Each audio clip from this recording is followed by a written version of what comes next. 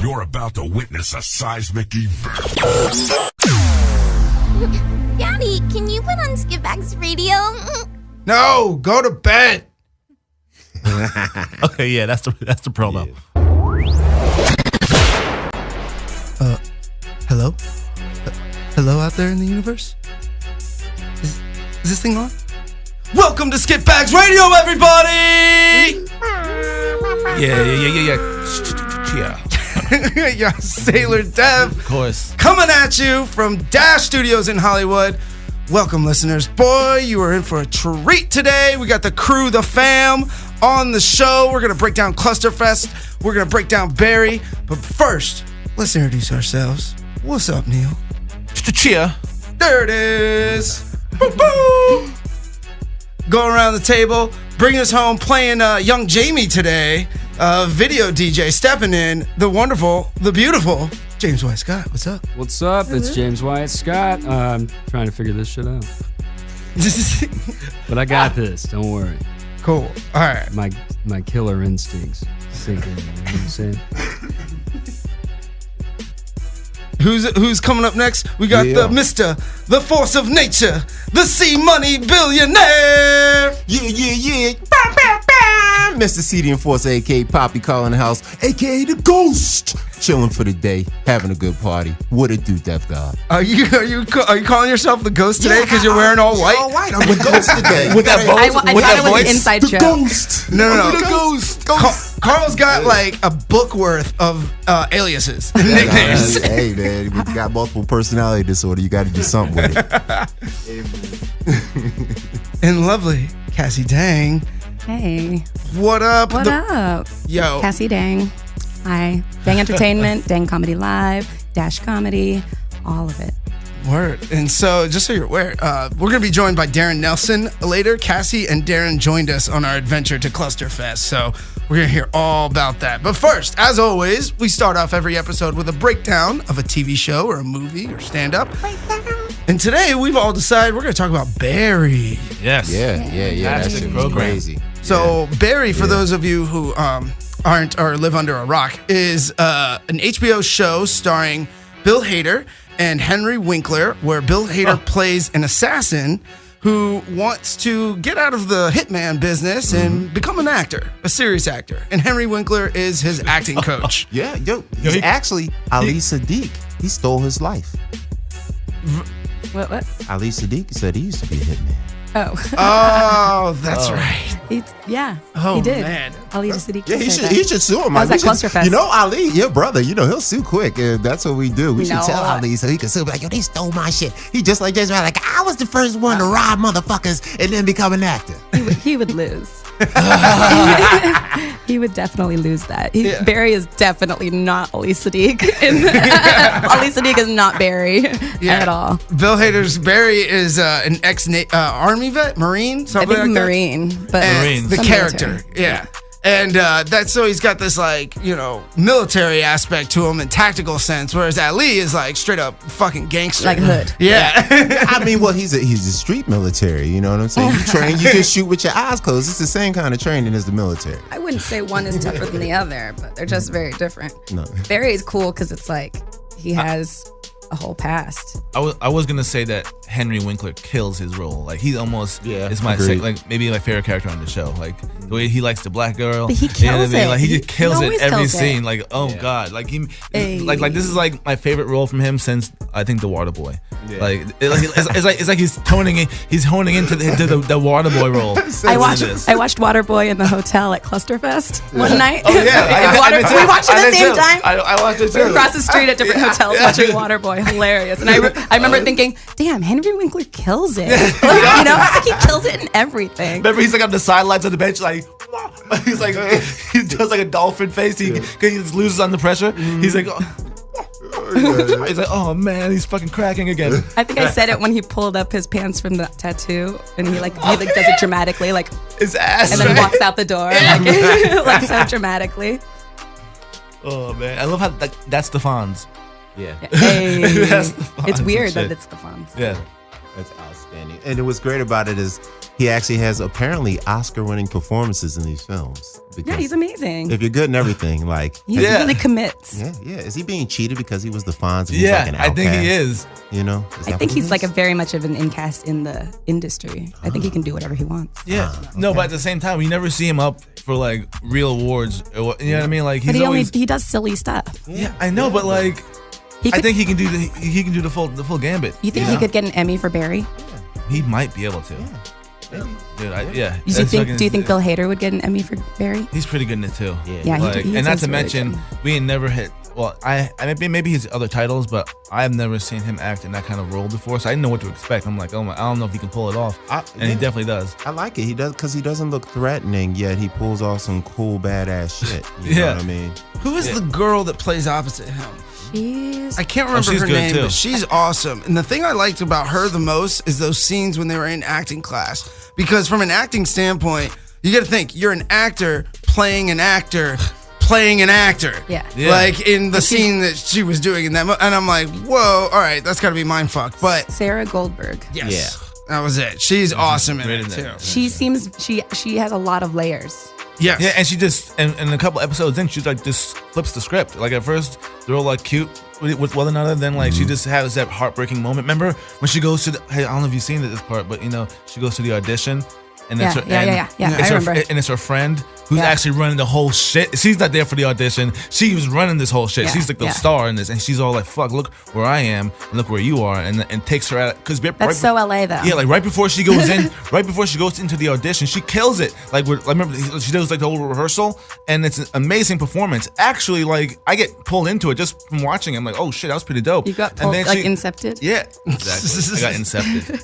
And then she goes into the room, meets the friend who's actually doing it, right? And throws her off her game. And then a heartbreaking moment. And then that's when she she's in changes to her play her mentality. mom. Yeah. She comes in to play her mom. That's That's a heartbreak. They say that's how Brad Pitt got started. By the way, he went on an audition with a friend from acting school because she was auditioning for CAA. And so he went on the audition with her as her scene partner, and they wound up picking him up instead of her. Really? Yeah. Oh, good old CAA.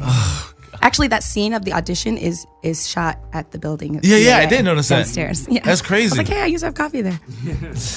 I recently went there for Gooch had like a screening for one of his films. It was Yeah. like the horror movie one, right? A Monster Party? Yeah, and I've never been to this office. I barely even know what CAA is. You know, I just walked into this place. I just know it looks nice, big pretty white walls. intimidating, You know I what I guess. mean? And I walk in there like so nonchalant, like yeah, where I go, and, like, you know. But then later on, since I've been in that building now, I've noticed on a lot of shows they always often Yeah, show the it's so outside much. of it, like you know And what I mean. inside. People trying, yeah, Both. Like I was watching one movie the other day. It was with Star Trek. no. When Star Trek when they I'm not gonna give it away, but a spaceship crashes onto Earth real quick, and it's into the CAA building. Oh wow! It's so Crazy. funny. Oh, what about Fight Club? Fight Club, they It's blew it probably- up. yeah. And a bunch Really? of car commercials. They have the car parked at the valet at CAA because the building's so nice with the glass behind it. What A lot of car what movie commercials. was it? It's with Kevin Hart and Will Ferrell, and he's like, get Oh, the hard, CIA.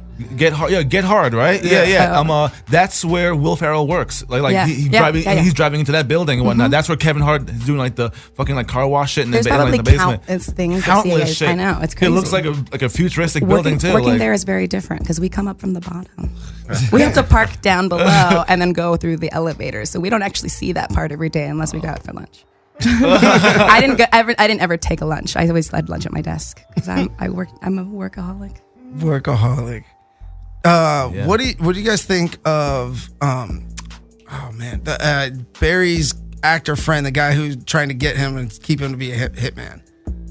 he does a really good job too. But He's been in a lot of stuff, and I don't remember his name. He's either. from Milton. Office Space. It's Milton. Yes. It's Office Space. oh my god, I love this guy. He was in True Blood. He's in literally everything. Milton. He's great. He's great in everything. he does. Who's this? One of the hype dudes? no, Or he's one of the, He's his agent. He's the guy that's like, he's been like beat up all season. Remember? Oh, Like, yeah. He's the one who's like kind of wants him to get like new jobs and whatnot Yeah. and shit. But oh my god. his role is great because he plays a good job at Stephen like Root. you like him, then you hate him. You like him, and if an actor can do that to you, then it means he's doing a good job at that role, and he does that perfectly. Even when he does some shit shady to Barry, you still see it in him that like he's not really doing it personally. You know what I mean? Like he's just like. I think it's personal. You haven't seen the full season? No, No, I see. So don't give it away. Well, then you can't say retrospectively. Are we talking about the guy from Get Out? What's his name? Stephen Root. Yeah. Stephen Root. Yeah, Stephen Root. He's great. Yeah, he's always good. Yeah. Always He's good. really at good. some shit. He started out as that's my stapler. Yeah, Milton. he's Welcome up- back. Welcome to the Yeah, talk. dude, he's also he's in Dodgeball too, isn't he? He's in everything. Yes, He's in everything. he can do the full range of being really funny and really serious and really creepy, and like in Get Out. Yeah. Like the whole fucking thing. That's what impressed me about both. A lot of this cast is that they got acting chops on both dramatic Versatile, and comedy. yeah. And they can Because always. it's both. It's a dramedy. It's like a funny drama. Yo, Carl, remember that one scene when they're like doing like the meeting, like in like the kids' jamboree, and to like play it off, he like says hi to the black kid, like yo, like that's his son, right? He's like, yo, what's up, right? the kid was like, what? And I was like, it was little quirky things like that the show has. It's really funny. Dude. But I also forgot about my other favorite character is the bald-headed dude.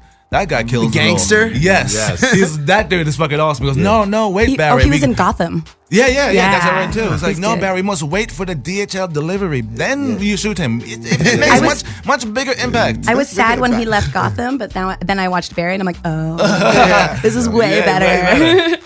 Oh, shit. How about that? Just having to shave your eyebrows, shave all the hair off your body. No, that's But his thing. he already had that look on Gotham. No, Yeah, he already no, was. he has like a disease. He has alopecia. Alopecia? Yeah, he has alopecia. I mean, it's a good look for him. No, he said that. He said like for like his first part of his acting career, he tried to like hide it with like wigs and like shit like that. Then he was like, you know what, fuck it, I'm just gonna embrace it. And now he's like kind of Yeah, he's great. That's brilliant. One of my favorite things about the show too is Bill Hader's like moments of pauses where he does those awkward pauses, and he's as an actor, man, and a comedian. I mean, fuck SNL and everything. You know, it's Bill Hader, but I just didn't really expect that serious tone to come from him. And like you said, layered. You layer that with like awkward beats and comedy, and like some of the hardest times I've laughed has just been through dead silent awkward pauses on that show. He's just like, what? Like Well, he's a writer, right? He's a he's a writer and creator. Like, Yeah, that makes sense. He's funny on it, but if you think about it, he never really does any outright funny stuff on the show. But it's just his reaction to shit is funny. You know what I mean? Like the way you see like he's got to get 10 things balanced at once. He's like, you see him scrambling. Yeah, he seems to be even depressed to me. You know what I'm saying? But it's just the stuff he has to do to get through it, to keep it moving, to keep shit going. Because like his dumbass homeboy that wanted to ride along and then wanted to come back later acting like a little bitch. And he just have you seen this part? Hold on, have you seen this part yet, Cassie? I don't know. That was not I can't really understand what he just said. Half of only the things. I tried not to listen. All I heard was bitch, punk ass, bitch. Like that's. So Don't ride along with your crazy Marine friends to do anything. No, I didn't. No, I just met the other Marine friends. Okay, watch what So happens to those guys. Okay. Watch Okay. I was just at that party Oh yeah. with the MacBook.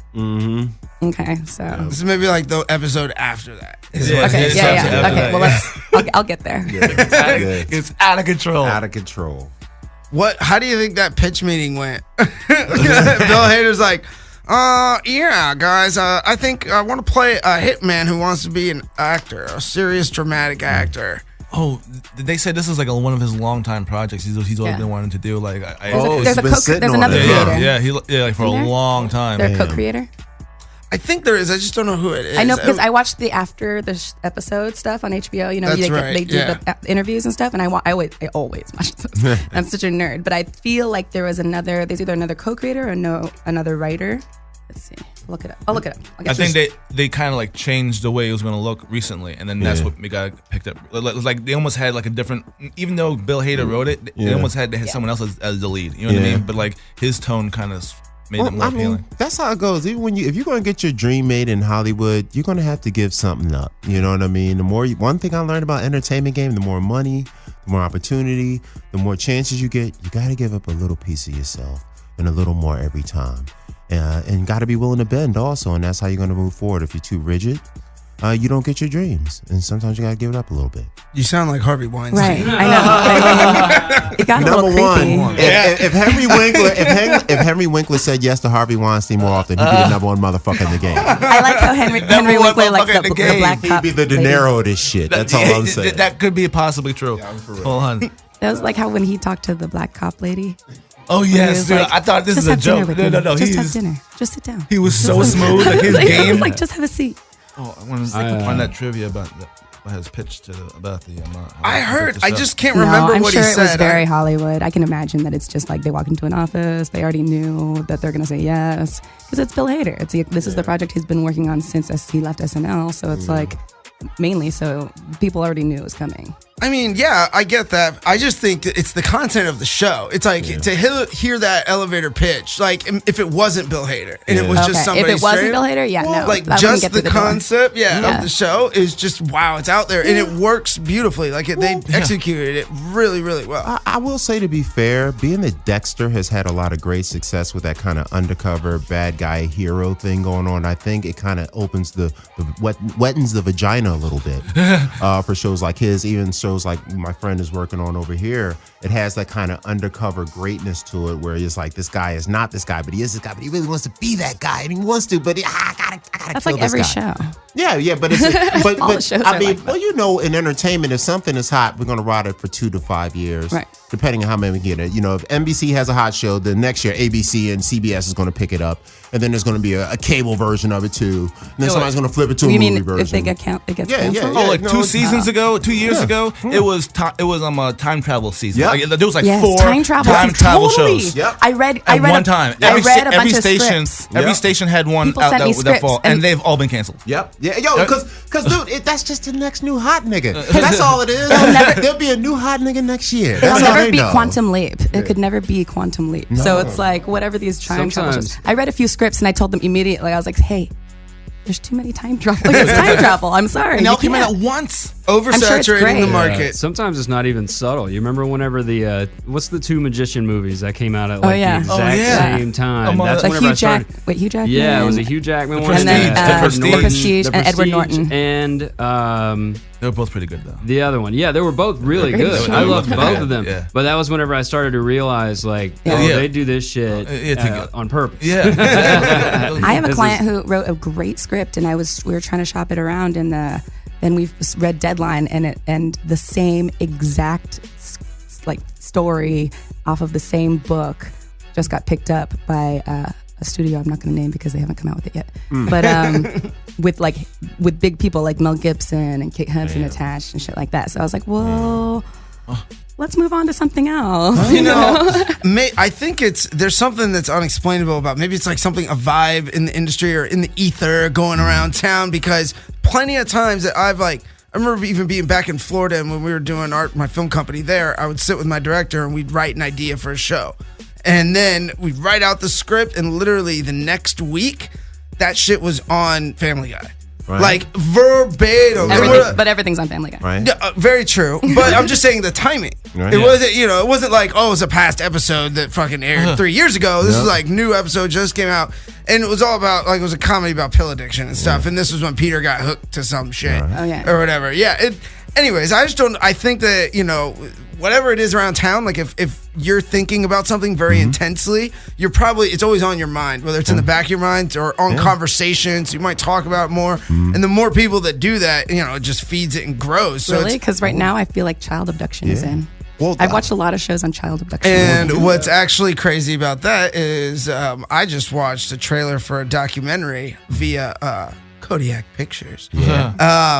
And yeah, I Is it can't about say child abduction? it is. I'll tell you the premise. I can't say anything more, but it is about sex trafficking, and it shows a behind the scenes look yeah. You better come out with that quick. at the sex trafficking industry, and it is fucking powerful. Like I was tearing up at the preview, at the 2-minute trailer. Really? So yeah. Nice. But look Jesus, forward to Jesus, that. Devin. We're that's being shopped around. We're in talks with some people about that. So yeah, more to come. More Yeah, to come. that was most great of the for ones the that comedy most of show. the ones I've seen were like foreign. like Swedish, French. I've been watching like a lot of Netflix foreign stuff. So I don't think in America it's been that as big. Do you speak other languages? But it's just as Like bad French here, and though. like the shit that you watch in another language? Do you try to know that language or do you just do subtitles? If I don't know it, I do subtitles all the time. But I understand Spanish. I can kind of understand French. I understand Vietnamese. I can speak Vietnamese and a little bit of Spanish, but I can't really speak French all that well. I can speak Spanglish. That's about it. Say some Vietnamese stuff. Chào, em khỏe không anh? What's that? Hi, how are you? Or hi, I was talking to you. Yeah. Carl's face Hi, right now, hi, by Carl, the way. how are you? That was good. I like that. So you said French too? You do French? Yeah. I was like, J'adore talk to me in another language. Comment ça va? Oh, bonjour, comment ça va? Ça va bien, merci beaucoup. Yeah. Any other languages? Yeah. And when I was in Cancun, all of the staff spoke to me in Spanish, but Ooh. I only spoke English back to them. Oh, okay. What you guys know Spanglish? What's your Spanglish? I don't do Spanglish. Oh Hola, man, ¿cómo I'm estás? turned off now. I'm back off now. Spanglish. I'm back off. I can't do things incorrectly. That's like it's asking me to do something wrong. But I got a science theory. In science, basically two molecules, whether they're next to each other or separated, whether over thousands of miles, if one changes direction, the other one changes direction at the same time. All universes have two actual suns, not one. So all the little galaxies, so like Milky Way, all that, has two suns, not one. Even ours is a bisolar. Something about when one person comes up with one idea in this universe, another person, I swear, must come up with it at the exact same time. And it's almost like you're rushing to market to beat these other people to it. And after it sparks, it's almost a cataclysm of ideas that start sparking up between two people all around. And I think there's almost a scientific human connection to the reason why we have the spread that we were talking about. Maybe. We're just scratching the surface of quantum physics, Right, and that's exactly. why, like, Dun-dun-dun-dun. we don't know. So, The more you know. The more you know. See, not only do we do TV, film, movies, and comedy, we got some fucking quantum physics science up in this bitch. Neil Tyson deGrasse. Whoever's Neil. Neil, yeah. I mean, Him on the show. I've done a lot of research just for recreational purposes on the science of all that because it intrigues the shit out of me. Half of it I don't understand dick, but there is like the amount that you can wrap your head around just lets you know like, oh, the possibilities are so goddamn endless. How can you really be so sure of one thing, you know? So the more we learn, the more our views about what The more we don't know. Yeah. Oh, The more you know. back into like the trends of like TV shows coming out like the same type. Like also, which I've always seen success with, but I've never seen them all come out at once. Like the good bad guy, you know, like the Tony Soprano, like the fucking Walter White. They're always either compounding. They either come out towards the end of one's good run, or they come out on the hot trail of it after one or two seasons. Like the vampire thing, man. It was one show that was like pop, pop, pop, pop, pop. The daggone the medieval thing with the Game of Thrones. It was pop, pop, pop, pop, pop, pop, pop. I mean, they do it once a couple of us come out with there's gonna be a That's bunch of just PCs copying. But that's the popping up, thing, you know? though. Like most of the time, when you try that formula, it kind of works. Like I rarely have seen like a show where it's based off of like the bad person, but we like them. Usually like Boardwalk Empire, another hit. You know what I mean? Like, but I've never seen like we just said with the time travel movie. I've never seen like a station everyone just put them in at one time. I guess it's much harder. It's much finer wired to cross when it's those kind of. Well, each those network should have films. their own. Yeah, Like, we shouldn't have more than one. Yeah. But Yeah. it really depends on what the actual script is. If it's a little bit about time travel, a little bit more about family, you know, it's a little different. But so I don't think they're strict with what their content is.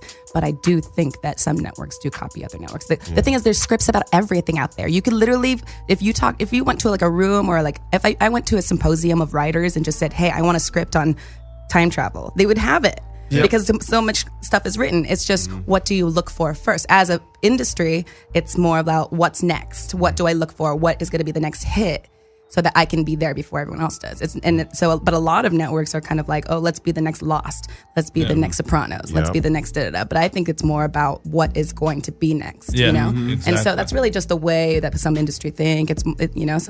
Sometimes it's fine-tuned to like their clients, you know? It's like, this is what my client can do, so let's push something like this. Or like a lot of times now, actors are becoming producers and they want to produce things. Like there are a bunch of actors that I know that I'm like, they like are looking for good content so that they can start producing their own stuff because that's really where the money is for them. Yeah. But, and I'm like, well, what you like? I got, there's scripts about everything. I've read so many, like I have piles of scripts about things and it's like, what are they looking for? What are you looking for? Or what can we put together well? Well, speaking of moving forward, I wanted to bring everybody together today to talk about the adventure we just went on last week. Such an adventure. So, out there listening and watching, we went to Comedy Central's Clusterfest in San Francisco. Imagine the Coachella of stand-up comedy. Yes. Almost big names just as big as, I think, Montreal and what is the one in Scotland? Edinburgh, sorry. But yeah, it was a fabulous time. I mean, we had press passes, so thank God. Yeah, so we went up there and we went behind the scenes. We did a bunch of interviews. Dash Radio too. Yes, absolutely. We threw around Dash Radio a lot. Yeah. Yes. Yeah. Well, we went on behalf of Dash and on behalf of Skitbags for sure. Dash Comedy, we broadcast live. Yeah. Darren and I were really excited about it when we found out we were going. We're like, yes. Yes. This is great because we just started Dash Comedy in April. That's why they pointed me in Darren's direction to reach out because, first of all, it's a comedy festival, so it should live on Dash Comedy. And second of all, I didn't think we were going to get press passes. I was like, I put in the application and I guess I made us look really good because I was like, this is a huge fucking festival. You lied. So you lied, basically. I did. Shit. Just kidding. Hey, I produced. I'm just kidding. No, we were the only radio there. That's what I was saying. I was like, I looked at the card and I looked at it's Comedy Central and I'm like, we're Dash Comedy. Yeah. Why would they have that when they have serious Comedy Central radio? Right. Like they're not going to give that to us. Kind of? Right. And then once we got there, we found out the story was a little bit different. We killed the game and we're the only ones there. Yeah. It's so weird. Yeah. Like we were the only people there with like heavier type of cameras and stuff like that. Yeah. Like we had a bigger crew.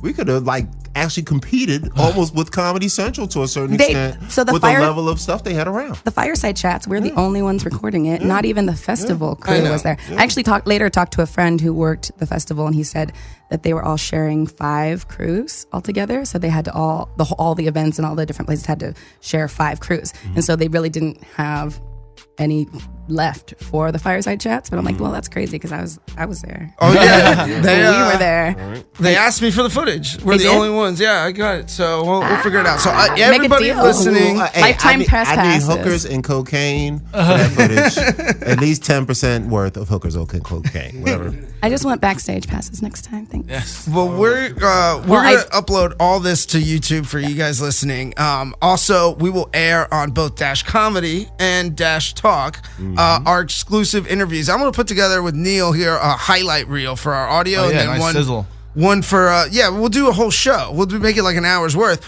Our interview with Bert Kreischer, name drop by the way, was only supposed to be 15 minutes, and Bert was so awesome he gave us 38 minutes and change. Amazing. Yeah, that was pretty crazy. And I would like to say, though, that only reason that we were able to get that much time with Bert is because you guys were all set up, ready to go right when he got off the show.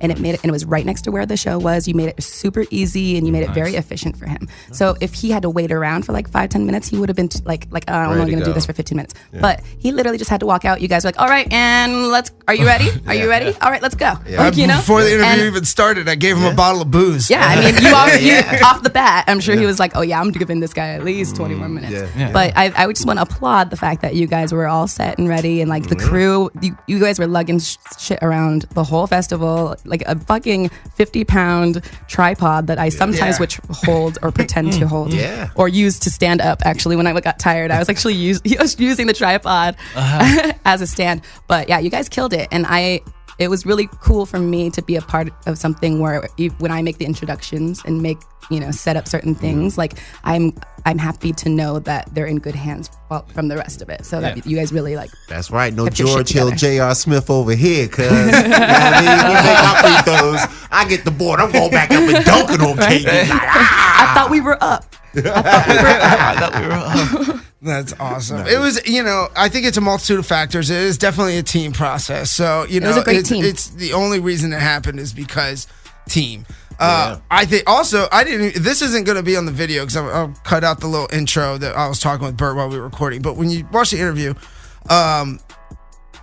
Darren, isn't he gonna call in? Yeah. I'm gonna text him. He was getting done. I'm waiting to hear from him. Sorry, guys, about that hiccup. We're waiting for our other our cast member, our one of our producers, engineers, Darren Nelson over at Dash Comedy. My the partner. Station. My partner at Dash Comedy. So this is what it's like. Sorry. This is why I'm here to back it up. Well, yeah, no, he couldn't be here live in the studio with us today, but he's gonna call into the board so we can get on and talk. But real quick, what you guys are gonna listen to and what you'll see on the interview is all great stuff from Bert about Florida. A lot of it, the first fucking 15 minutes, are him and I talking about Florida. So give a little backstory, you guys. Bert and I are from the same town. We're from Tampa, and our families know each other randomly. I didn't find this out until like a couple days before I went down there. His sister danced at my aunt's dance studio, and we both went to the same high school. It's an all-boys Catholic high school called Jesuit, and we talk about this in the interview, but I went for 1 year, and he graduated from there. But anyways, the only reason I bring that up is the relatability. And like once we got into conversation, like if you notice in the interview, I don't even ask a question. I just make a statement and pay him a compliment, and he talks for like 8 minutes. Yeah. And that's great like I that. love Bert because of that. He's fucking hilarious. He had me dying in stitches. Yeah. And everyone else, you can hear everyone behind the camera laughing. You can? Can you? Yeah. That's hilarious. It's really good. You can't help It was better It's so than an fun. interview. It was a conversation. You know what I mean? Yeah. And he lit up the whole room. You know what I mean? It was great. It was really great. It was very comfortable. He was like sitting back. You guys were like, it was just chilling. And one thing, I'm a harsh critic of myself, and I'll show you guys after we get off over here. I'll show you guys a little footage just so you can see what I'm talking about. But everybody out there on the interwebs is going to give me shit. I faced Bert instead of cheating to the camera, so you see the side of my head and body pretty much the whole interview. So I'm aware of that before you blow up my fucking comments. Oh, man, that was just that Tampa bro love. I tried to get some of it on Instagram, and I tried to make it so you weren't so sideways. No, yeah, you guys did a great job. Shout out to Neil, bro. You're framing up. Neil was operating the camera and would cut in close to Bert whenever he went on those rants. He cut me out of frame, as you should have, because that was great. I didn't look good. But more importantly, Bert played us a video on his phone, on his Instagram, and was talking about the story behind it. And the shot that you zoomed in, you got him in the background holding the phone. You couldn't have planned it better, and it was all organic. So that was masterful. Great fucking job, bro. Yeah, sorry, I kept hitting the camera with my head. I was trying to sit underneath it, and I was like, But we also talked to a bunch of other people. We talked to Mark Norman, gave us a one-on-one sit down. Thank you, Mark. Mark is hilarious. He was really. I love his style of humor. Didn't you say it, Carl? That Seinfeld-esque. Oh yeah, he was like the new Seinfeld 3.0. You know what I mean? With his style, the way he approached it, because he wasn't like that kind of boring. Why is it? He was more of an active, kind of nerdy, kind of neurotic. But like Woody Allen is, it just, I guess I'm a very anti-Semitic Jewy right now. I'm very Jewy right now. But they're brilliant. They're the funny motherfuckers, man. God damn, he killed it though. But he was like the new Seinfeld, man. He's like he's gonna be great one day. He's gonna be great one day. he's dirtier and a little darker. Actually, he's a little darker now than he was before. Yeah, he's got a little depressed side to him. He's got that millennial depressive side. He's like to the him. Still funny. self-deprecating Just as humor. He's always had that. That was always. I like that Theo dude. That dude killed. I love that. Theo Vaughn. Theo. Oh, That yeah, dude. murder. I love that motherfucker. Shout the fuck out to Theo Vaughn for killing. You know what I love about Theo is when he was doing his set in the downstairs big room, the one with the standing room with the stage. He killed it. Yo, so you and I walked in there, and Carl was there too, I think. Yeah. We walked in there, and he was rushing in the back of the very, very back of the room. Yeah. And this is like a long room, 100 yards or something like that, packed with standing room people. But he walked out, and he was so focused on the other person's performance so he could see sound, angles, visuals, and what it was like to stand to deliver his show to the back of the house. Like, that's how prepped this motherfucker was. He's a professional. Absolutely. And I just really appreciate when people are very, and he's thorough. Nice. People say hi. Like, he said hi to me, even though he was doing all that back. Yeah, background. I talked to him for a few minutes in the hall, and like, he was super nice. He was, awesome, intriguing. With my roommate Ryan, whenever I'd come home, like it'd be like fucking 4 a.m. and, be doing those late nights, and he'd always be watching like these YouTube videos, like from a Comedy Central like online show, and I'm like, what is this? And it was this dude, and so we were watching it. I've watched a few of them just on the late night shit, and then we went to the thing last weekend, and when he went on the stage, I was like, oh shit, that's the guy from the fucking videos I've been watching. I was like, this guy's fucking hilarious. He was he used to be on Real World. Oh, Yeah, really? that's how he got his start. That's how he got He his was start. before he did a comedy. He was a cast member on Real World, like in the 90s, early 2000s, No, early 2000s. early 2000s, something like that. Yeah. He's from my neck of the woods, man. He's from Louisiana. I'm from Mississippi, and my mom's from Louisiana. And dude, He has a much thicker accent than you do. Yeah, I got rid of mine. I watched Okay. a lot of Goodfellas, But I can hear it. out. I can hear it. And a little Theo, bit. but Theo is like spot on of like when he talks about what it's like to be in the South and stuff, because like it's hilarious. It's a different He world was down there. He was like, in our class, we got our first Mexican, and man, he was a hero. And next day, we all came in. We came in with Mexican flags on our shoulders. Yes. We came in with, And with Italian flags that we thought they were Mexican flags. And shit. Oh, God. He's great. He is a definite professional. He's definitely come a long way since Real World, you know? Yeah. And I hope that he gets recognized for that. Oh, and dude, he's a nice guy. fucking Is hilarious. he like the most successful real worlder?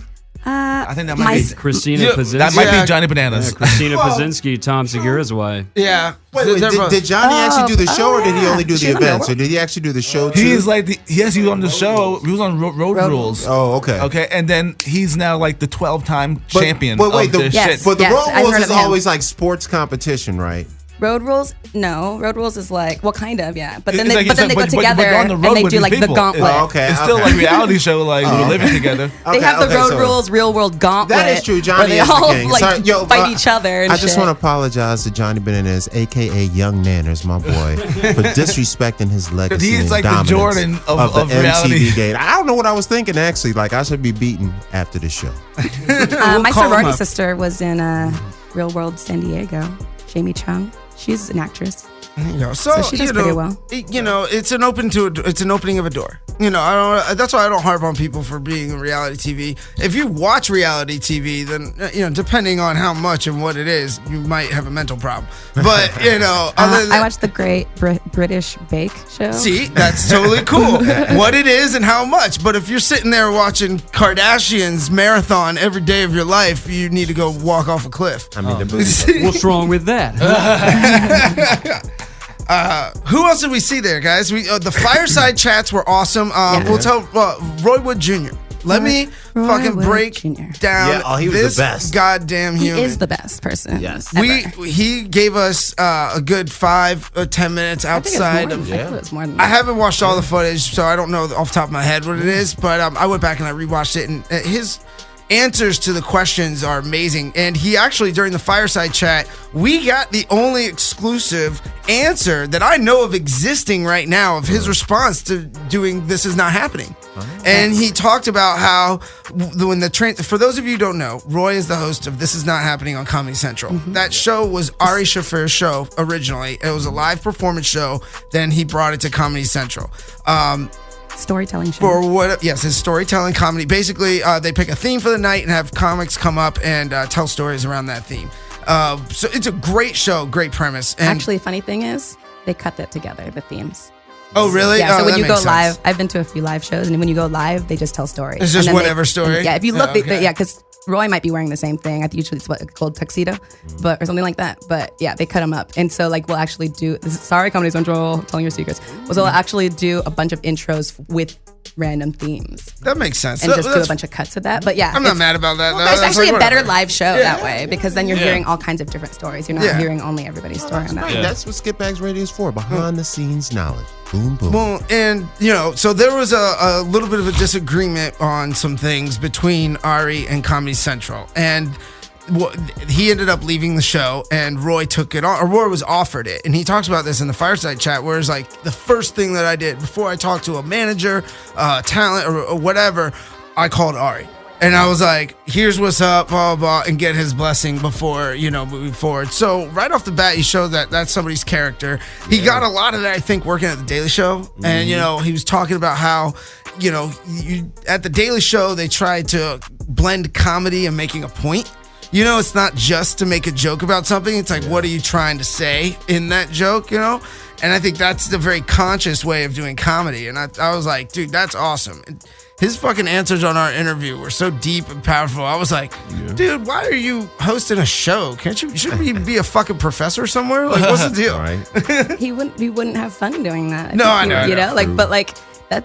knowing Roy, I've known Roy since before he was on The Daily Show, and he's always been really good peeps. Like, we connected immediately. So I'm really glad that we got to some exclusive. I told him after the fireside chat, I said, I love when you do things like this that are not your set because you get to show how smart you are. Yeah. And he was like, oh, dang, stop it. Of course, like usual. But I said, like a lot of people don't realize how brilliant you are and how good of a person you are. So when you do things like this, and I'm glad we got it on video because nobody else did. But like these things like the interview that you did with him, I wish I could hear better, but you could tell that it was very meaningful other than the people stopping him to try to take pictures. Well, that's another thing I was going to bring up. First of all, we shot the opening to this. I'll put it together, but he wouldn't say no to a fan that wanted to say hi and take a picture with him. And hey, you want a selfie? Yeah, that's what he would say. Hey, exactly. you want a selfie? Yeah. So gracious with his time and such a good human being, man. And like you said, there was people like walk around in the background. It's like, hey, what's up? Yeah. And that happened with Bert too. It's just the nature of the festival. Right. That was funny. I had that. We got that on camera too. And one of the things that I really enjoyed about Bert is afterwards, I don't know if you guys were all there, but later in that night, I went and saw his show Pouring Stories that he hosted,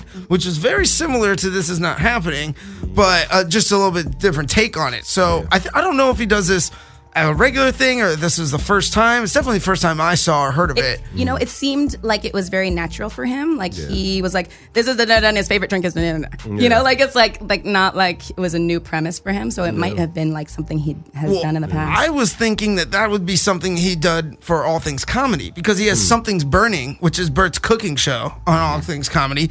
In this Pouring Stories, Bert, if you're going to listen to this, I'll send you this video, but go do Pouring Stories on All Things Comedy or wherever. Yeah. So Pouring Stories, the premise of it is Bert hosts, him and a bartender sit on stage and they bring up comics to talk about a story based on alcohol. And each comic has a drink and it's like, this is so-and-so and their drink is vodka Red Bull or something, or whiskey on the rocks or whatever. And they come up and they do a 10-minute set. Tequila. And then Bert would sit on stage, listen to the story and interject and things like that. But it was such a great show that I became aware of other stand-ups that I had never heard of. Yeah. One in particular, got to give a shout out to my man Mark Smalls. Bro, Mark was the one who came up on stage and told the story about having weed in one shoe and coke in the other.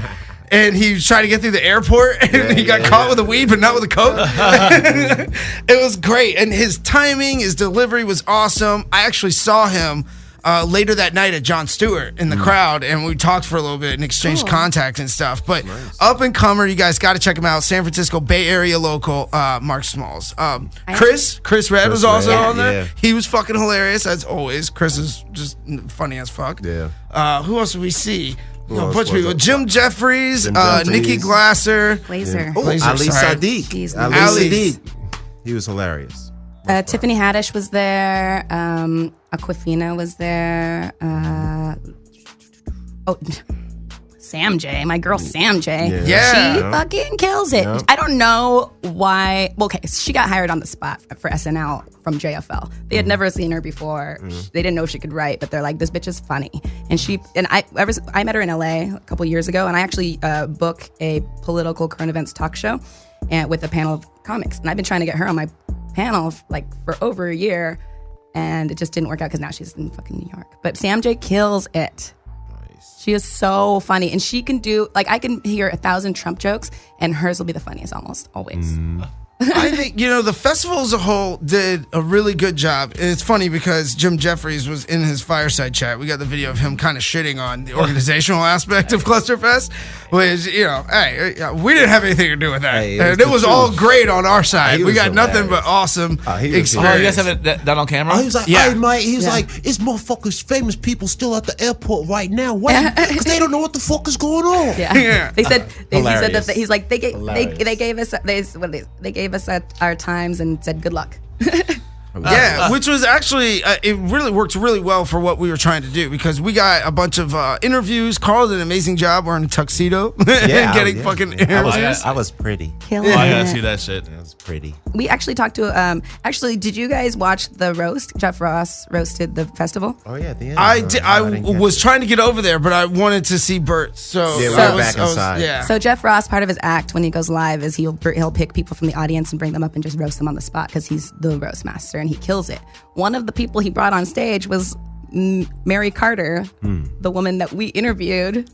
Oh, wow. Isn't that hilarious? So That she came is on so stage and I was funny. like, hey, that's Mary Carter, because we had just interviewed her the day before. And so like, sure enough, he roasted her that. It was hilarious. But I was like, even our festival goer interviews were like on point.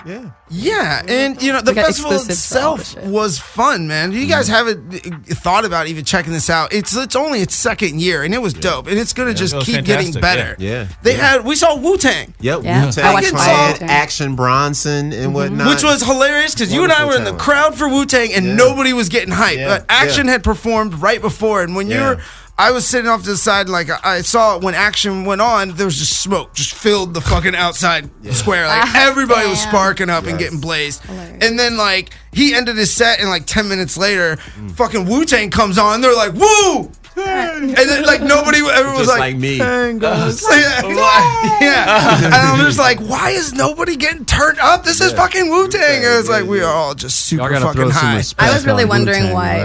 right? I was really amazed that Jeff Ross brought Wu-Tang up. I was like, oh, Jeff is bringing Wu-Tang. That's so Introduced funny. them? Like he Yeah, introduced yeah, them. yeah, Yeah, he yeah. introduced it for And then him, yeah. and then he went up, and then his show was right after theirs. But I was I was backstage. I should have watched with you guys. Would have gotten high. It was just the whole experience and the whole concept with music and comedy was just great. You know, the outside stage. The only thing I do say is I didn't enjoy as much watching comedy on the outside stage versus watching them in the rooms, whether it's in the auditorium, the downstairs room, or like the small intimate room upstairs. Yeah. Because you know when you're outside. Y'all basically watching it on Jumbotron. It's like being at a music festival where, like, you know, it's so many people. Like for Jon Stewart, we were all the way in the back, and I was right up front. Like I was on the the hired platform backstage where like I was actually watching with Bert. Yeah. Oh, I was cool. with Bert the whole time watching. He was amazed. He was just kept looking at the audience like, look at all these people. I'm like, Bert, focus on the comedy. He's like, but look at all these people. But that's comedy. Comedy in intimate settings always works out. That's why David Chappelle took over the Belly Room at the Comedy Store, which is not the biggest room in the world, but he does a Netflix show in there. Why would you do a Netflix show? He has big rooms downstairs. He could have a room full of 2,000 people. Instead, he wants a room full of about 50 to 100 people. That's Dave. You know, and that's the coldest Dave stuff. loves that. I think that's where you get the best comedy, to be honest with you. Well, it wasn't just the music and comedy, but they had compounds set up. You could go walk into Patty's Pub. Yeah. Like, man, I was like, yes. the first day we got there, I'm like, no Yep, way. Like, they just rebuilt the entire Patty's inside Pub. of Patty's. They had Double Dare out there, redone. Double Dare. Had Alfonso Ribeiro out there, Mini Carlton. Michael Jackson, Carlton Banks out there, jamming, doing that stupid little dance. Oh, man, it was a great festival and whatnot. A lot of great food. Oh, they had the Donald Trump library, which was downstairs. So they made this whole library full of Donald Trump tweets and videos. Like they had a golden toilet for you to sit on, all the different places meant. And I'm talking about literally, there was at least 30,000 tweets among these walls of Don just saying all kind of left. Are you serious? Right, dude, full nonsense. It was like on the first floor when you first come in, and we went into it towards the end, and I videotaped some of it. And I mean, he is just popping fly all day long. You would think the guy had a gun on him at all times. Jesus Christ. Well, also shout out to, we touched on it a little bit, but Ali. Ali Sadiq was fucking hilarious. And we Yeah. just chilled backstage with him. And as he just told stories. I know we should have been shooting. I I was like, know. where's the camera, guys? In But my hand. It would I have know. been socially awkward, but it wouldn't have been great for every other. And that's why, like, it was our first time kind of meeting him. So I didn't want to just be like, we're Jamming in backstage. his Yeah, face. like, hey, well, by the way, friend, let me just pop you on fucking camera. Like, interrupt his flow and his jive talking to everybody. Like, because it wasn't just us, it was a group of people. Yeah. So that's why I'm like, well, I don't know. I just was like, I'd rather just not ruin this moment. And, you know, we'll get something Save and for stuff next after. time. But it was fucking awesome. Him hilarious. How long did you sit there for? 30 minutes? A while. Yeah. Even I was like, all right, I gotta pee. I love him. He's great. And the story he told was real, where he actually hit the guy in the head. He showed us the video of it. Yes. And everything. You know, where he did- clocked the guy in the head. He with the did that stand. story on the stage. I think it was the same show that Theo Vaughn was on later on in Larkin. He Yeah. did that story, and he showed everybody on the stage with him because he was. Yeah. It was like I think it was like a game. It was a panel or something like that. And so he showed, and you could, and then they put it on the camera. They showed it on the camera. Yeah. And like I walked out of the room, but I saw him later. And I was like, oh my god, I can't believe you aired the video because we watched it first, or not first, but like at that weekend, it was more of like, oh, we got Darren. It was like, oh, I know that's like I felt like an insider because it's like, oh, you're showing it to the crowd now. We've already seen this, and it's crazy. It's like him swinging a mic stand at someone. Man, he clocked that Just guy loses it. good. So, ladies and gentlemen, we are joined on the hotline by the one and only Darren motherfucking Nelson. Are you here, bud? Nelly. Yeah, I am here. I didn't know that was gonna work. I know. I figured you guys figured out the board eventually. I got them. I got it. Yeah, the lights were just off. So when you were trying to call in the past couple of minutes, we didn't see it. But that's good. We got you now. Dude, we were just talking about all the awesome stuff that we saw at Clusterfest. And big shout out to you. We got to give you a big thanks, man. Darren's responsible for broadcasting live there for us. And running sound and doing all awesome shit for us. So, yeah, man. Thank you for that. And dude. Well, thank you for having the foresight to go to such an event. It was a good time. We had, an amazing experience. I'm sure you guys have already talked about it. What was your favorite part? We got. My favorite part was seriously, like, not even to be sappy, was just like collaborating with everybody and getting out there and doing the damn thing, We love you too. We were just talking about just how good the team was, and this was the first time that we had worked with you guys, and like I was the first time meeting Cassie and Darren. I may have met you once before, but other than talking on the phone and emails, and we just kind of jumped into this. It was like, fucking let's do it, and it couldn't have been pulled off better. Like everybody brought their A game, and it was awesome. It was so much fun. Yeah, everybody pulled out their ace card, and we all got it done, and it was a good experience, and we all whipped it out. I had a good time. Yeah, we all whipped it out. It was dope. What do you think for your favorite comics that you saw or favorite show? I enjoyed the interview with Bert. Actually, like, to be honest, like we were so focused on work, like actually, like on my Tinder, there was a girl who was there. You know how like you're there and like you get all these matches because you're in another city. So I matched with this girl, and I actually just spoke to her this morning. And, she's like, so, too bad you're so far away. I was like, well, I mean, I'm not that far away, but, we were out there for Clusterfest.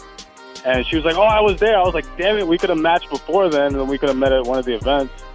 And she said, what was your favorite event? And I said, to be honest, we were there working. But, it was just fun to get the footage and have fun and be a team and all that. So, to be honest, I don't even remember any of the, the fun as far as the comedy.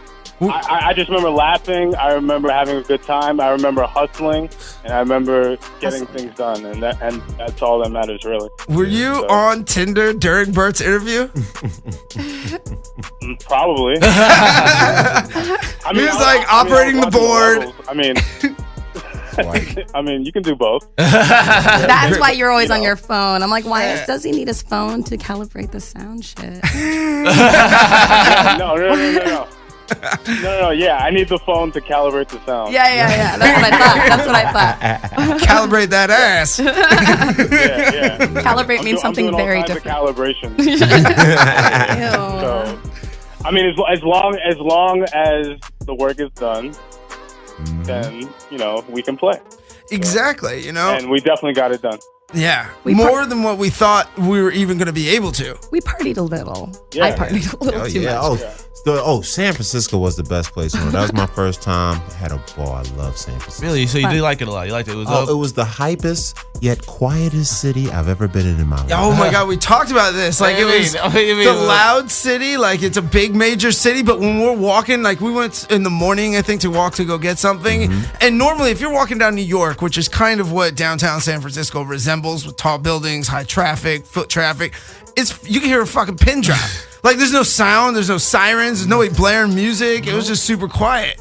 And that was, that was kind of just an odd thing. It's definitely noticeable, and you pointed out. Yeah. One of the things that I was shocked about was when we were walking back. Darren, were you with us when we just saw that dude light up a fucking crack pipe? Yeah.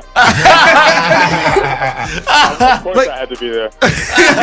Like, the first night we get there... Crack pipes apparently don't get smoked unless I'm around. The homeless there are just... San Francisco. They were just ballsy, man. There were needles everywhere. We got pictures of needles. Yeah, there was fucking a bunch of needles and syringes just on the sidewalk. But we were walking past this little park from the fucking festival back to the hotel after at the end one night, and this dude just sitting on like the wall or the bench right there. And there's probably like 30 other people around, like homeless people sitting there, but also people like walking up and down the streets, cops walking around, like everything. And he's just like a giant fucking crack pipe. We got a small one. Like this thing looked like a bubbler for like a weed store.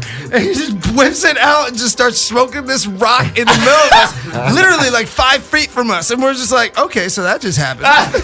It was like San Francisco, what up? The San Francisco treat. Right? Oh God! I don't think it really stopped my walking. I think I just kept going. I just was flabbergasted at the brazenness of this. That doesn't happen here. I just don't make eye contact. I didn't see you. I like the city more after that story. That's some real shit right Oh, there. this is your first time up there too? No, this is my second time up there, but it was my first time like really spending some time in downtown. Yeah. That's First time seeing a crackhead in there. Yeah, Really? well, not Oh. only there. Did you Crackheads guys- here all the No, it was the time. second time seeing Did you guys go to Fisherman's Wharf? We didn't have time. Yeah, Oh, we that were was- working the whole time.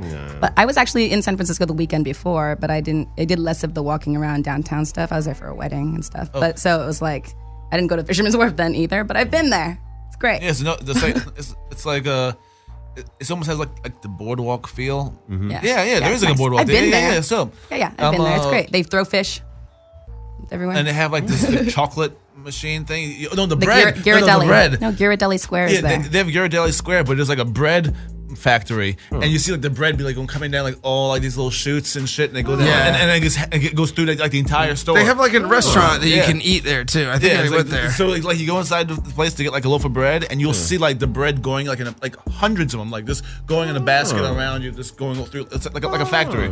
It's pretty dope. It's almost to the point where like when you walk by, there's like a crowd outside the window just to watch this shit happen. Nice. Like Krispy Kreme. Yeah, like Krispy Kreme. Sourdough. yeah. Is that There it Neil is. speaking? Yeah. Is what? Oh, Neil, I just wanted to make sure that everyone knew that you and I got clean out of that spot with a half a pizza and a beer. Under $10. Oh God, yes. Under $10. Under $10 with something, change. right? Half a pizza and a Yeah. beer. I need you guys to elaborate on this. What was this location? Where did you You were guys there. You were there. Dude, you were there with us. There. It was in the food. go? No, but we're in the food court. I We're in drink the a food lot and I court. smoke hella weed. Remember, you were in the tuxedo, and we had to make an educated decision, and we were like, in that food the court? food court. And I was still hungover. okay. I was way hungover. That food court was a business. and it was like a roulette because they were all familiar types of food, but no places we ever heard of before. Which so was you the know what I point. mean? Yeah. That So was it's the like, point. oh shit. So here we go. I And beeline then- for the bathroom because I was still hungover and feeling sick. So I almost like ran over this old like Asian couple trying to move into go to the restroom. So I came out of the restroom and you guys were already like knees deep in your fucking pizzas and beers. I'm like, and it was, okay. And it was brick oven pizza at that. That shit was like remember in Gucci's house, like just put that shit in the oven for like 30 seconds. The Like best 30 deal- seconds. Seriously, the best deal I've had in 10 years. By far. Darren takes his pizza seriously Anywhere. too. Oh shit. Even in the South, you probably can't get a deal like that. Nah, not for the beer. Otherwise, unless it's a natty ice. I snuck my food. I snuck my food like, in. No, like a Corona. I It was had a some- Corona and a half a pizza. I had some of Darren's pizza actually, and I brought it with me into the festival. And later on, I was like, finish it. So good. But also I was gonna say, I saw your picture by the Golden Gate Bridge. You guys know that like below the Golden Gate Bridge is a nude beach? Just Now, forward. wish you would have been there with us. Tell us that information when it was relevant. Right? Why was his picture there? What? We went the morning we left Monday morning. I went and drove us to the Golden Gate just to do like a picture because we were both wearing Skitbags shirts.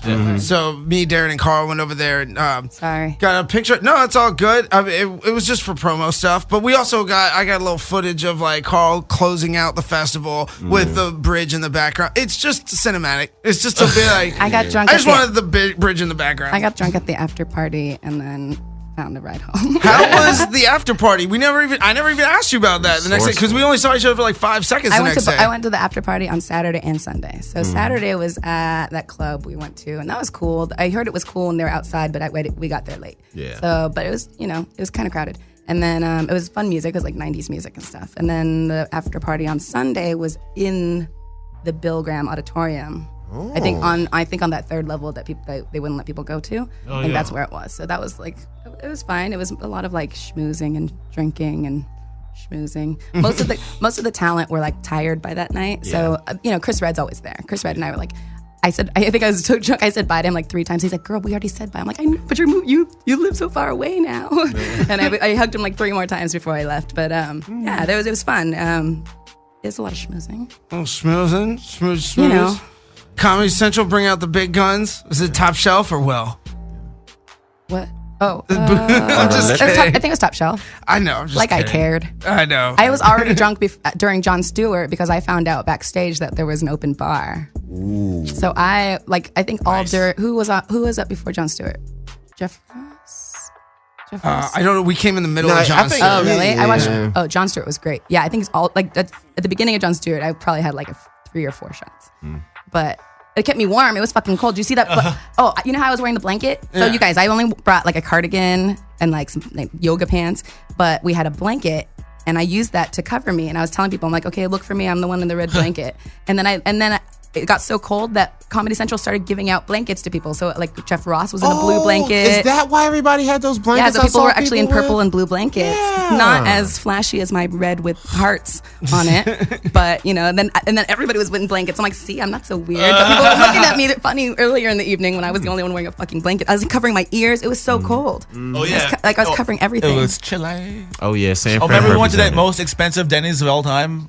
Oh, my goodness. I want to tell you something. I'm angry about that. I want to protest. You went there too? We got breakfast there at like dawn. It was the most expensive Denny's Most expensive. of all time. Like the Grand Slam. It was like $75. It was $17.99. Yeah, Here yeah. it's fucking $5.99. Yeah. Are you fucking kidding me? Like really? Like we were like, what is It's like happening? $7.99 or It took something. me like but 20 still. minutes to look through that menu to find something. And I Maybe was that's like, why. hold on. I was like, what is? And then I didn't say nothing. And I was like, but Carl, is this a little expensive? And Carl was like, damn right it is. Damn right it is. We went to Mel's across the street. Like, if I'm going to go somewhere and get fucked, I'm going to get fucked in a name brand place. You're not going to fuck me in Denny's. You know what I mean? That's smart. I didn't even notice. We were there at like 5 in the morning. Yeah, it was pretty late. It's an official quote from Carl. You're not gonna fuck me at a Denny's. yeah. Damn right. Do we still have Darren on? Yeah. D, you still on? Yeah, I'm still here. Oh. Well, Darren, that was the worst deal I've seen in 10 years. I'll tell you that right there. That Denny's, oh my God, you would have lost it. You would have fucking lost it if you came there with us. He was passed out. He didn't even know we left and came back. Oh man. Yeah, I completely forgot it. well, we got awesome shit to look forward to next year. But I wanted to real quick. Yeah. We want to plug. We want everybody out there listening to pop over to Dash Comedy and check them out. And why don't you guys let everybody out there know what particular Cassie and Darren show, where to find it, what times, and all that jazz. My shows? I have, on Dash Comedy? Oh, Go ahead. Yeah, Me? you go ahead. Dash Comedy, just basically Dash Comedy is our baby, Darren and our platonic baby. And we have lots of shows on there, but I produce Savage as Fuck with Shang Forbes. And that airs Wednesdays and Fridays, 7 to 9 p.m. Pacific Standard Time. Darren, you want to plug it, your show? I produce Ida Rodriguez's show, True Serum, which goes live on Mondays from 5 to 7. It also re-airs Wednesdays, 5 to 7. Also, we have That's Fucked Up with Kim Crawl. and Kim Crawl that airs live Monday nights, 9 to 11, and re-airs Wednesday, 9 to 11. And there are also a bunch of shows. To figure out. We have a lot of shows, a lot of content. But actually, Sam Tripoli has 2 podcasts running. But also, I just spoke with him, and we're going to do his next live event, Cassie. Oh, great. If you haven't spoken to him. Okay. So, we're going to do his next live Punch Drunk Sports. Perfect. Oh, sweet. Punch Drunk. So we're airing Punch Drunk, and we also air So you guys should Tinfoil come. Hat. We should, we got a little good crew going, so we should all roll to that.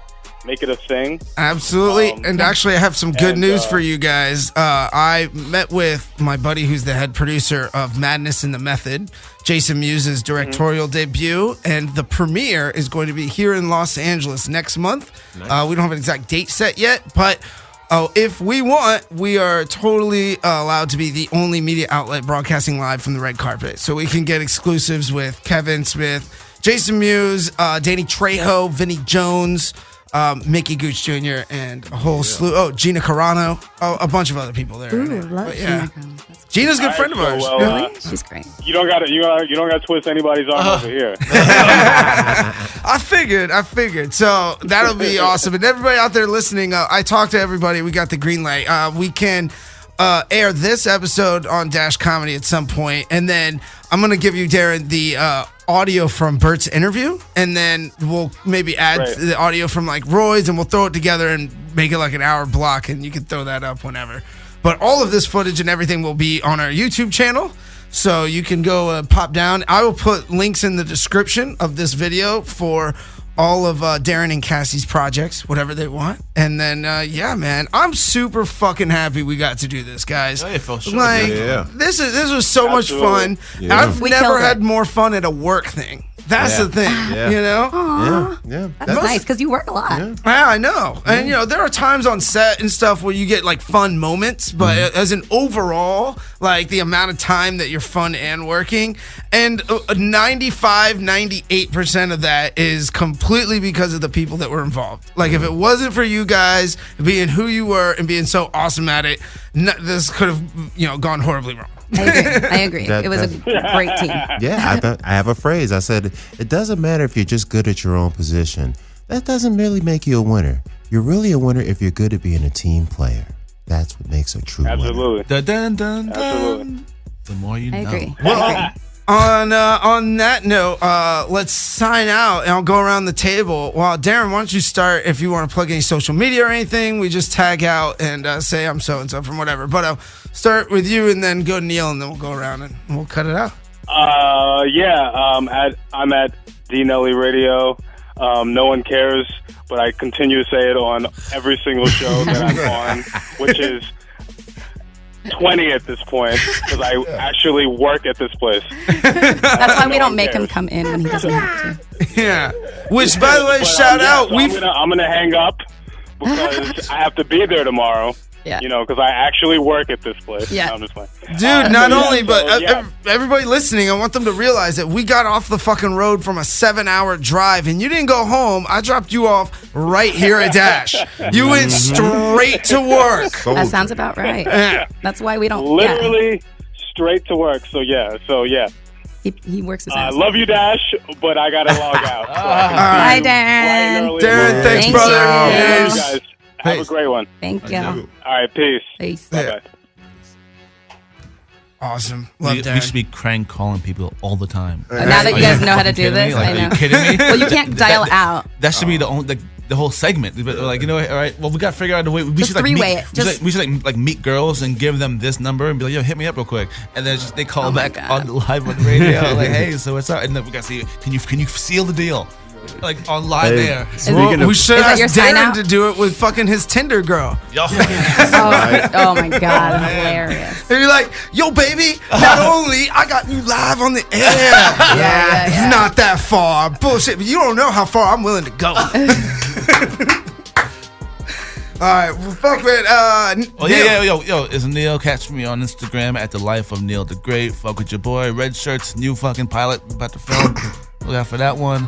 And, you know, fuck with the crew. Skitbags Radio. Who's next? Oh, yeah, cha-cha-cha. Yeah. James Wyatt Scott. You can follow me on Instagram at Jimmy Deloy. Jimmy Deloy. I'm enterprising, baby. Sounds like a porno name. Maybe it is, Carl. I gotta pay the rent. Yo, also, I forgot to give one more San Fran shout out. I've been in a lot of major cities, and San Fran had the most beautiful prostitutes I've seen in about 10 years. Yeah. Just want to say that. Fucking walking by that street. Oh, you know what? I thought about the reason. Now it's because they shut down Backpage and Craigslist, so they have to go back to the street. They put them back. I want to thank whoever shut that shit down. That guy hit the streets again. Man. We were like, that girl. We were like, that girl just. She's walking like a hooker. She's trying to dress, but she does not fit the profile. Man, she lucky it wasn't payday. That's all I'm saying. Jesus Christ. Well, I'm lucky she wasn't payday. You're lucky it wasn't payday.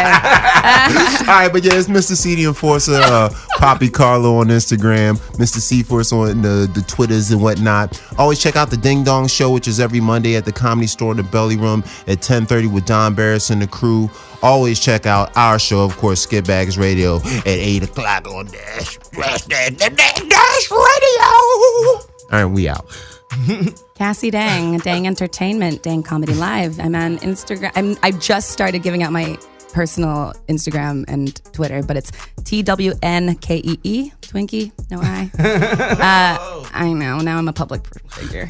But it's actually you still have to request me. It's still blocked. And Dang Comedy Live, that's my live comedy show series. The next one is at the Laugh Factory on July 3rd. Awesome. 7:30. Please come out. I also do shows at the Rec Room in Huntington Beach, and go ahead and find me. Go on my Facebook page for the next show dates coming up. I've been traveling a lot, so you know. Word. I'll be there. I'll come check out the show for sure. Yeah, it's my first LA Dang Comedy Live show. I'm definitely doing that. Yeah, and then thank you. Of course, Dash Comedy is my baby now, and that's at Dash Radio. Check out Dash Comedy. It's the first comedy channel at Dash Radio. Yeah. And Dash Radio can be found in all GM vehicles in Dash, and also on the app and on the website www.dashradio.com. Yeah. Poo.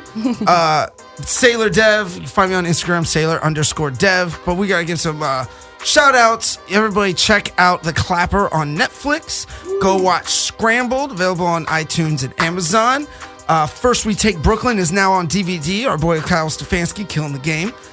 We just did Gotti over at Cannes, and Keepers, Gerard Butler's new film. So those both sold at Cannes, and we're coming out in theaters. So, we don't have any dates, but as soon as we get that information, I'll be letting you guys know.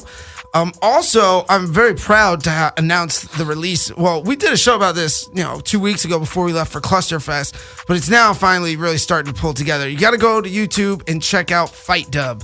That is me and Bert's, my buddy Bertrand Wang. Our show, basically, imagine Tosh.0 meets, mixed martial arts and comedy. Dub. So we don't just talk about we bring fighters and professionals in the industry on, and we don't just break down fights and banter over it, which is what that's the premise of it, but we also talk movie fights, cartoon fights, fake martial arts where people are doing like Tai Chi experiments and shit and falling down and not even being touched, like ridiculous stuff, medieval combat championship, like you name it, and if it involves hilarity and violence, this is up your alley. Mm-hmm. But yeah, check that out. And Skitbags Radio on Twitter. And if you want to just contact us through that, send us some love, send us some hate. We're gonna go straight to interacting with Twitter now. I used to give out our email, but I think that's not a wise idea anymore. I had somebody try to sign on from a different state the other day, and I was like, all right, this is not being released anymore. So just hit us up on Twitter and follow all the shows. And if you want any more information, go to the link in the video. Check out the other stuff on the YouTube channel. We will have a whole playlist just of Clusterfest exclusives. We'll have a whole documentary. And on our Twitter is where you're going to be able to find, also on our Facebook page, but we'll be able to announce when this Clusterfest exclusives will air on both comedy and Talk. So stay tuned. Much love. Thank you, guys. This was fucking dope. Clusterfest. And thank you to Comedy Central, even though we did dog on them a little bit, but honestly, they did a hell of a job, and we can't wait till next year. You know, great job by Comedy Central. Great event. Can't wait till next year. I'm gonna get somebody pregnant out of that thing. Boop, boop, boop. Skitbags Radio, and we out. Skitbags Radio.